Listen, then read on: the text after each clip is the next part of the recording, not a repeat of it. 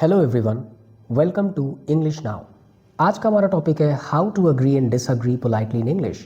आप इंग्लिश में किसी के ओपिनियन को अग्री और डिसअग्री कैसे करेंगे पोलाइटली। आज का टॉपिक इसी पर है, तो आज हम ये डिस्कस करने वाले हैं।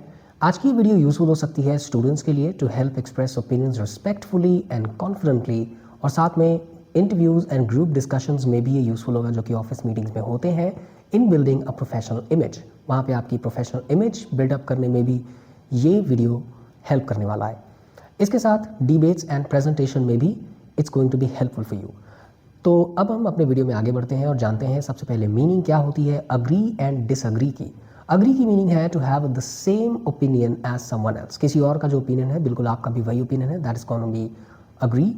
एंड डिसअग्री क्या होता है? To have a different opinion from someone else. किसी और के साथ आपके ओपिनियन मैच नहीं करते, you have a different opinion, then that is called disagree. अब इंग्लिश में अग्रीइंग और disagreeing depends not only on words but also on tone and politeness. Agreeing and disagreeing सिर्फ वर्ड्स पर डिपेंड नहीं करता English में, बल्कि वो आपके टोन एंड पोलाइटनेस पर भी डिपेंड करता है। तो you have to show good tone and soft words, politeness आपको शो करनी है अग्रीमेंट एंड डिसअग्रीमेंट दोनों के लिए। पॉइंट नंबर 1 है ways to agree in English. कौन कौन से तरीके हैं आप अग्री कर सकते हैं दूसरों के साथ? A, simple and basic agreement use in daily conversation. Simple and basic तरीके से आप कैसे अग्री कर सकते हैं दूसरों के ओपिनियन के साथ में, हम उसके पॉइंट्स को यहाँ पे डिस्कस करने वाले हैं। सबसे पहले तो ये सिंपल अग्रीमेंट के तरीके हैं। येस आई अग्री, हाँ मैं अग्री होता हूँ। That's right, exactly, absolutely, I think so true. ये सिंपल अग्रीमेंट शो करने के तरीके हैं किसी और के ओपिनियन के साथ। अगर आपको अग्री करना है you can use these phrases. और अब बी पॉइंट है पोलाइट अग्रीमेंट। पोलाइटली आप कैसे अग्री कर सकते हैं? ये यूज़ कहाँ पे होता है? Used in formal situation, school, office, interviews, इन जगहों पे यूज़ होता है ये पोलाइट अग्रीमेंट। तो इनके कौन से तरीके हैं फॉर्मल वे में अग्री करने के? आई कंप्लीटली अग्री विद यू, मैं पूरी तरह आपके साथ अग्री करता हूँ। आई अग्री विद योर पॉइंट, मैं आपके पॉइंट के साथ अग्री करता हूँ। यू आर एब्सोल्युटली राइट, आप बिल्कुल सही हैं। I share the same opinion, मैं बिल्कुल यही ओपिनियन शेयर करता हूँ।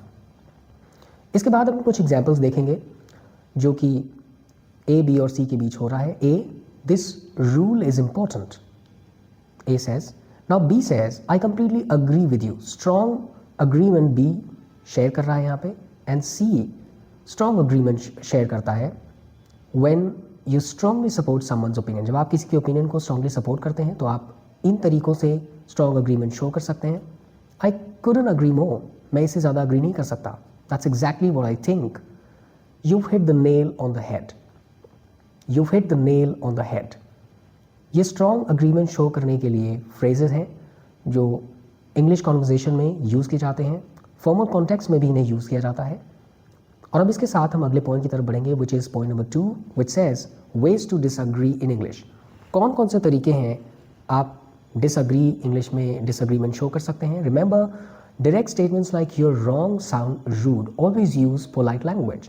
जो डायरेक्ट स्टेटमेंट्स होते हैं यू आर रॉन्ग, किसी को रॉन्ग बोल देना, वो इंग्लिश में रूड साउंड करता है और हिंदी में भी रूड साउंड करता है। तो हमेशा ही आपको पोलाइट लैंग्वेज यूज़ करनी चाहिए अपनी डिसअग्रीमेंट शो करने के लिए। तो आइए बात करें पॉइंट नंबर 1 की which says polite disagreement. Politely आप किसी बात को डिसअग्री कैसे कर सकते हैं उसके कुछ फ्रेजेस देखेंगे। I am sorry but I don't agree, I am sorry पर मैं अग्री नहीं करता। I am afraid I disagree, मैं डिसअग्री करता हूँ। And I am afraid, I don't think so, I see your point but I disagree, मैं समझता हूँ आपका पॉइंट लेकिन मैं डिसअग्री करता हूँ। ये पोलाइट डिसअग्रीमेंट के तरीके थे। अब हम कुछ एग्जाम्पल्स देखने वाले हैं कॉन्वर्जेशन जो कि ए, बी और सी के बीच हो रहा है। A says this plan will work, ये प्लान वर्क करेगा। B says I see your point but I don't agree, मैं समझता हूँ आपका पॉइंट पर मैं अग्री नहीं करता कि ये प्लान वर्क करेगा या नहीं।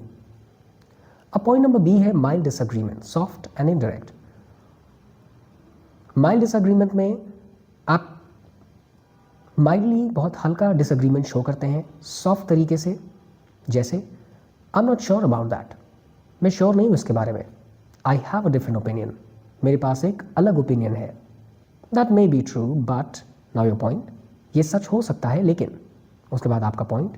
ये माइल्डली डिसअग्रीमेंट शो करने के तरीके हैं। ना point C which is very very important, remember strong but polite disagreement. Strongly अगर आप किसी से डिसअग्री करते हैं तो पोलाइटली आप कैसे डिसअग्रीमेंट शो कर सकते हैं उसकी बात करेंगे। ये यूज़ होते हैं डिस्कशंस एंड डिबेट्स में। आई रिस्पेक्टफुली डिसअग्री, आई रिस्पेक्टफुली डिसअग्री, मैं रिस्पेक्टफुली डिसअग्री करता हूँ। आई don't agree with this idea at all, मैं इस आइडिया के साथ बिल्कुल भी अग्री नहीं करता।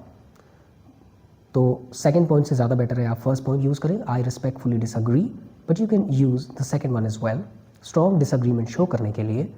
थर्ड पॉइंट है I have to disagree with you on this point, मुझे आपके साथ डिसअग्री करना होगा इस पॉइंट पे, but I think my personal choice is first sentence is going to be way better than using the other two. ना point 3 is partial agreement, आप partially किसी के साथ अग्री करते हैं तो आप वो कैसे कर सकते हैं। When you agree with a part of the idea, कोई आइडिया है उसके किसी पार्ट के साथ आपको अग्री करना है, बाकी सबके साथ नहीं, you can use these phrases. I agree with you to some extent, मैं आपके साथ कुछ हद तक अग्री करता हूँ। I partially agree but now your few points. I agree with the idea but not the method, मैं आइडिया के साथ अग्री करता हूँ लेकिन इस मेथड या प्रोसेस के साथ अग्री नहीं करता। तो ये पार्शियल अग्रीमेंट शो करने के तरीके हैं, आप पार्शियली किसी बात को कैसे अग्री कर सकते हैं किसी के साथ। अब हम कुछ एग्जाम्पल्स की तरफ बढ़ेंगे, जैसे आई agree with your goal but not with your approach, मैं अग्री करता हूँ आपके गोल के साथ लेकिन आपके अप्रोच के साथ नहीं। यहाँ अप्रोच वही मेथड है, तरीका है काम को करने का। इसके बाद अब हम बात करेंगे शॉर्ट कॉन्वर्जेशंस की, जो एग्जाम्पल की तरह यूज़ हुआ है। ए, बी और सी के बीच कॉन्वर्जेशन हो रहे हैं, इन्हें देखते हैं।